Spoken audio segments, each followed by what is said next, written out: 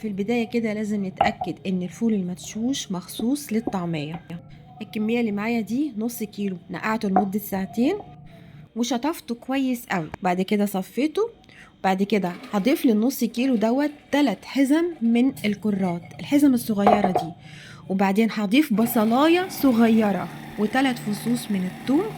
وكمان هضيف اوراق نعناع، وده مهم جدا، هضيف الاوراق مش العروق. وهضيف كمان فلفل حار حسب الرغبة. بعدين الخطوة اللي جاية دي مهمة جدا، ان انا هاخد نص الفول المدشوش ده وهفرمه لوحده. الفرمة هنا عايزاها تبقى ناعمة. بعدين هاخد النص التاني وهضيف له كل الخضار، البصل والثوم والكرات والنعناع والفلفل الحار.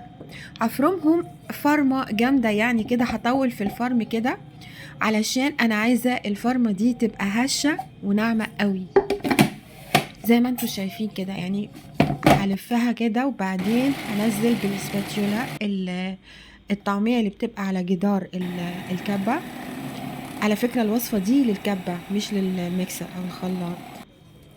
هنا لا ضفت مية ولا ضفت اي حاجة، هي بس زي ما انتوا شايفين كده المقادير اللي قدامكم. هنا خلاص هي بقت ناعمة وهشة معايا قوي. هضيفها بقى على النص التاني اللي انا عملته لوحده ده، وهبتدي اقلبها كويس قوي. كمان انا هنا مش بستخدم لا كمون ولا كزبرة ناشفة ولا اي حاجة، انا مش بستخدم غير الملح فقط، الملح فقط. هتشوفوا لو جربتوا الوصفة دي بنفس المقادير دي هتشموا لها ريحة رهيبة وهي لسه نية كده، ريحتها شهية جدا. مش بضيف غير الكرات، مش بضيف لا كزبرة ولا بقدونس ولا شبت ولا الكلام ده ولا بصل اخضر، هو الكرات فقط.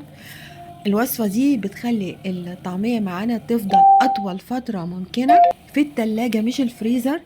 ريحتها حلوة وطعمها حلو وكأنها معمولة امبارح. أنا بحب الطريقة دي أوي في الطعمية، بحب أفرده على وش الرغيف كده وفي قلاية فيها زيت زيتون بحطه، وبعد كده بيطلع معايا محمص كده ومقرمش. ممكن نضيف له كمان طحينة. ودول 3 وحدات أنا قليتهم، شايفين لونهم حلو ازاي ومش شاربين زيت، وريحتهم كمان حلوة أوي. ممكن تضيفوا حلقات من البصل، تضيفوا كمان خيار جرجير زي ما انتوا حابين. وصفة لذيذة وشهية وبتأكل بصراحة، بس ما ندوسش فيها قوي، ولازم يبقى معانا ليمون كده علشان لو احنا قلينا في الزيت ما نتعبش. ومهم جدا ان احنا نحط فيها اوراق النعناع. اوراق النعناع دي مهمة جدا جدا للطعمية. التزموا بالوصفة هتطلعوا احلى وصفة للطعمية.